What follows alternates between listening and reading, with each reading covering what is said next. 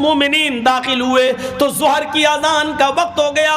صحابہ وضو بنانے لگے, مؤذن نے کھڑے ہو کر اذان دے دی, سب نے اپنی چادریں بچھائیں اور کھلے میدان میں نماز کی تیاری ہونے لگی. ایک عیسائی پادری آیا اور آ کر کہنے لگا, امیر المومنین آپ یہاں کیوں نماز پڑھیں گے؟ یہ میرا گرجا موجود ہے, یہ میرا گرجا موجود ہے, آپ یہاں نماز پڑھ لیجئے.